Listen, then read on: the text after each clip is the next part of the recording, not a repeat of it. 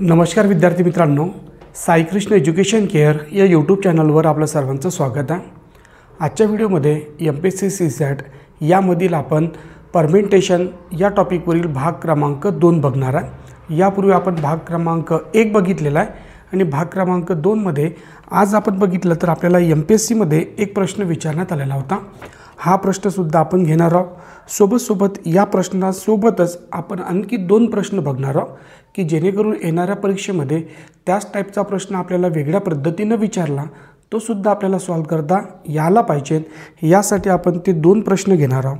म्हणजे या व्हिडिओमध्ये एकूण बघितलं तर एकूण 3 प्रश्न आपण बघणार आहोत। सुरुवातीला आपण बघून घेऊ प्रश्न कशा पद्धतीचे आहे। सुरुवातीला बघा प्रश्न दिलेला आहे 1 2 3 4 5 6 या 6 अंकापासून कोणत्याही अंकाची पुनरावृत्ती न करता किती वेगवेगळ्या 4 अंकी संख्या तयार होतील आणि त्यातील किती संख्या या 4000 पेक्षा मोठ्या असतील। म्हणजे आपण मागचा जो व्हिडिओ बघितला त्यामध्ये आपण फक्त किती 4 अंकी संख्या तयार होतील, किती 5 अंकी संख्या तयार होतील ही या कॉन्सेप्टवरचे आपण प्रश्न बघितले। पण आता आपल्याला आयोगाने कसा प्रश्न विचारला तर 4 अंकी संख्या किती तयार होतील आणि त्यातील या 4000 पेक्षा मोठ्या किती संख्या। म्हणजे या क्वेश्चनमध्ये आपल्याला 2 प्रकारे आपल्याला बघितलं तर उत्तर काढावं लागणार। यामध्ये पहिले सुरुवातीला एकूण 4 अंकी संख्या किती हे फाइंड आउट करावं लागणार आणि या 4 अंकी संख्यापैकी किती संख्या या बघितल्या तर 4000 पेक्षा मोठ्या असतील ही कॉन्सेप्ट आपल्याला या आपल्या व्हिडिओमध्ये आपल्याला बघायची आहे। तर सुरुवातीला बघून घेऊ की एकूण 4 अंकी संख्या किती आणि नंतर बघितलं तर 4000 पेक्षा मोठ्या किती। तर त्याकडे थोडंसं कॉन्सन्ट्रेट लक्ष द्या। आपल्याला दिलेले अंक पहिले बघून घेऊ। दिलेले अंक बघितलं तर आपल्याला दिलेले अंक आहे 1 2 3 4 5 आणि 6। म्हणजे एकूण अंक किती आहे 6। या 6 अंकापैकी आपल्याला 4 अंकी संख्या किती तयार होतील तर यासाठी आपण 4 जागा लिहून घेतल्या। एकूण अंक किती आहे 6 तर पहिल्या ठिकाणी 6 लिहू। आता या 6ला शेवटच्या जागेपर्यंत उतरत्या क्रमात 6 नंतर 5 4 आणि 3 या सर्वांचा आपण गुणाकार करू। म्हणजे हे किती होणार 5 चोक 20 आणि सायंत्रिक किती 18 18 दुने किती 36 तर उत्तर असणार 360। म्हणजे 360 का आहे तर एकूण 4 अंकी संख्या। पण या 4 अंकी संख्यापैकी किती संख्या या 4000 पेक्षा मोठ्या असतील 4000 पेक्षा मोठ्या। तर त्यासाठी सुद्धा आपण 1 2 3 4 जागा लिहून घेऊ। आपल्याला प्रश्न विचारलेला आहे 4000 पेक्षा मोठ्या कोणत्या। तर बघितलं तर एक सिंपलशी कॉन्सेप्ट लक्षात ठेवा की 4000 पेक्षा मोठ्या संख्या कोणत्या असते तर बघितलं तर या 1000 स्थानी बघितलं 4 किंवा 4 पेक्षा मोठा अंक असेल तर ती सर्व संख्या बघितलं तर 4000 पेक्षा मोठ्या होतील। म्हणजे बघा कॉन्सेप्टकडे समजून घेऊ। आपल्याला विचारलं 4000 पेक्षा मोठ्या संख्या किती तर बघितलं या 1000 स्थानी 4 किंवा 4 पेक्षा मोठा अंक आला तर ती संख्या डेफिनेटली 4000 पेक्षा मोठी होणार। म्हणजे दिलेल्या अंकामध्ये बघू की एकूण 4 आणि 4 पेक्षा मोठे अंक किती आहे तर बघितलं तर किती 1 2 3। म्हणजे इथे किती लिहून घेऊ आपण 3 लिहून घेतलं।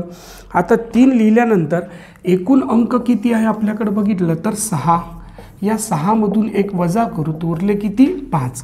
मग आपण इथे 5 लिहू। आता या 5ला या शेवटच्या जागेपर्यंत उतरत्या क्रमात 5 नंतर 4 आणि 3 आणि या सर्वांचा गुणाकार करू तर हे होणार बघितलं तर 5 चोक 20 आणि 3 त्रिक 9 आणि 9 दुने किती 18 तर उत्तर असणार बघितलं तर 180। पुन्हा एकदा समजून घेऊ कॉन्सेप्टकडे थोडंसं लक्ष द्या। प्रश्न म्हटला होता बघितलं 4000 पेक्षा मोठ्या संख्या किती। तर त्यासाठी आपण बघितलं तर या 1000 स्थानी 4 किंवा 4 पेक्षा मोठा अंक आला तर तो डेफिनेटली 4000 पेक्षा मोठी संख्या तयार होणार। म्हणून आपल्याला बघितलं तर दिलेल्या अंकामध्ये 4 5 आणि 6 म्हणजे एकूण अंक किती होते तर 3। पहिल्या ठिकाणी आपण 3 लिहिले आणि एकूण अंक किती आपल्याकडं तर 6. या 6मधून आपण वजा 1 करू म्हणजे उरले किती 5. आणि या 5ला आपण इथे लिहिलं तर या 5ला इथे लिहिल्यानंतर आता याला आपण या शेवटच्या जागेपर्यंत उतरत्या क्रमात 5, 4 आणि 3 यांचा गुणाकार केला तर किती येतात 180. म्हणजे एकूण 4 अंकी संख्या किती तर 360 आणि 4000पेक्षा मोठ्या किती तर बघितलं तर 180. हे आपलं उत्तर असणार. आता आपण दुसरा क्वेश्चन बघू. त्यामध्ये बघितलं तर आपण काही लहान संख्या कशा असणार त्याकडे लक्ष देऊ. काळजीपूर्वक लक्ष द्या. सेकंड नंबरचा क्वेश्चन बघू.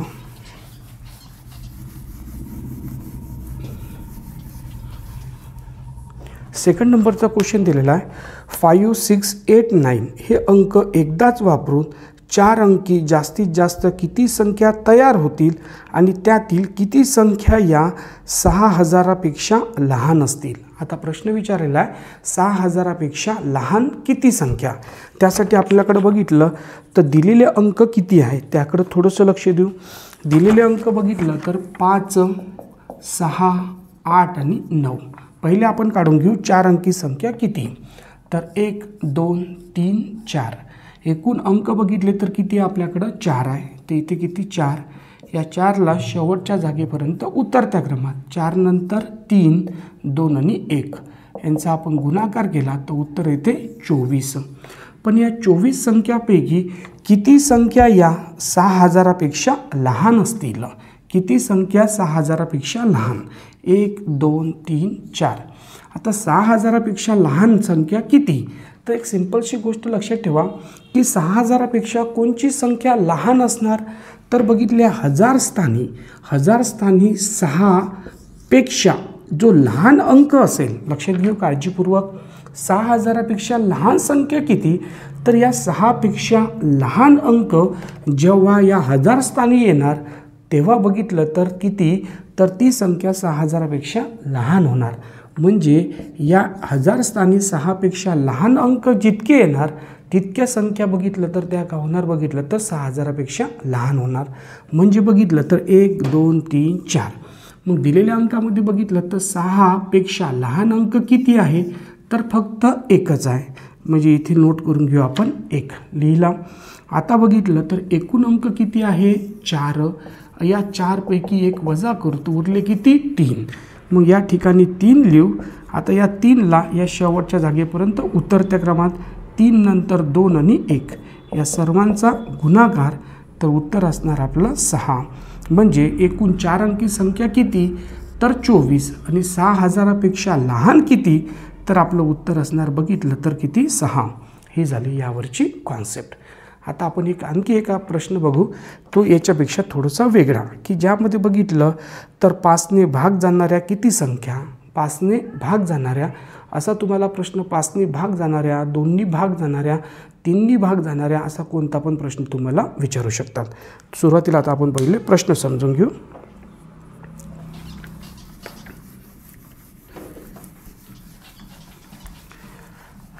प्रश्न बघा काय दिलेला आहे 3, 1, 7, 0 आणि 9 आणि 5 हे अंक एकदाच वापरून 6 अंकी जास्तीत जास्त किती संख्या तयार होतील त्यातील किती संख्या या 5ने भाग जाणाऱ्या असतील. म्हणजे बघा आपल्याला दिलेले अंक किती आहे 3, 1 त्यानंतर 7, 0, 9 आणि 5.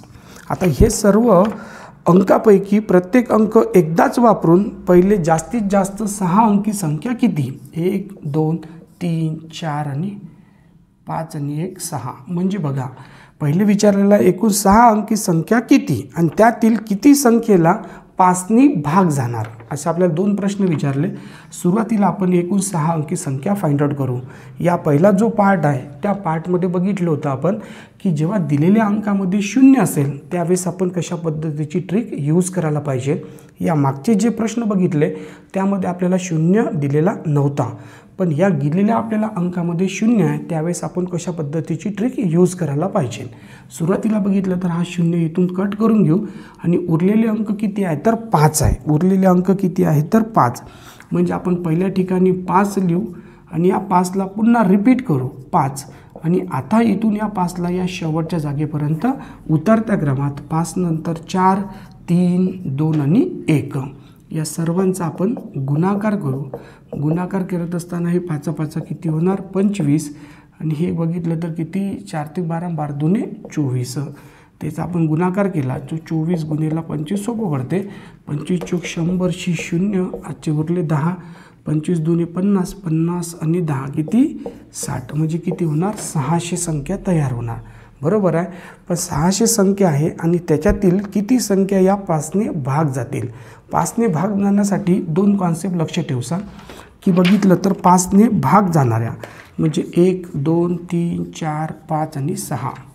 त्यानंतर 1 2 3 4 5 आणि 6 यामध्ये थोडीशी कॉन्सेप्ट लक्ष ठेवा की जेव्हा बघितलं या एकक स्थानी 0 असेल तेव्हा त्या संख्येला 5ने भाग जाणार. एकक स्थानी 0 असेल तेव्हा त्याला 5ने भाग जाणार. म्हणजे या दिलेल्या अंकापैकी 0 इथं आलेला आहे तर उरलेले अंक किती आहे 5 आहे. मग 5ला इथे लिहून घेऊ आणि या 5ला या शेवटच्या जागेपर्यंत उतरत्या क्रमात 5 नंतर 4 3 2 आणि 1 यांचा आपण गुणाकार करू. तर हा गुणाकार केला तर उत्तर येते 120. म्हणजे जेव्हा एकक स्थानी 0 असेल तेव्हा 5ने भाग जाणाऱ्या संख्या किती असणार तर उत्तर असणार 120. पण त्याचबरोबर 5ला भाग जाणाऱ्या संख्या कोणत्या असणार तर त्याच्या एकक स्थानी 5 असेल तरीसुद्धा त्याला 5ने भाग जाणार. 5ने भाग जाणार म्हणजे बघितलं तर एकक स्थानी किती म्हटलेलं आहे 5 असेल तरीसुद्धा त्याला 5ने भाग जाते. पण दिलेल्या संख्यामध्ये बघितलं तर 1 त्यानंतर 3 1 7 0 9 आणि 5 यापैकी बघितलं तर 5 एकक स्थानी गेला. पण उरलेल्या अंकामध्ये बघितलं तर काय आहे 0 आहे. उरलेल्या अंकामध्ये काय आहे 0 आहे. म्हणून 0ला आपण कट करू. उरलेले अंक किती आहे 4. तर या 4ला पहिल्या जागी लिहू. पुन्हा याला 4ला रिपीट करू कारण गिवन टर्ममध्ये काय आहे 0 आहे. म्हणून गिवन टर्ममध्ये 0 आहे तर याला डबल रिपीट केलं. आता या 4ला शेवटच्या जागेपर्यंत उतरत्या क्रमात 4 नंतर 3 2 आणि 1 या सर्वांचा काय करू गुणाकार.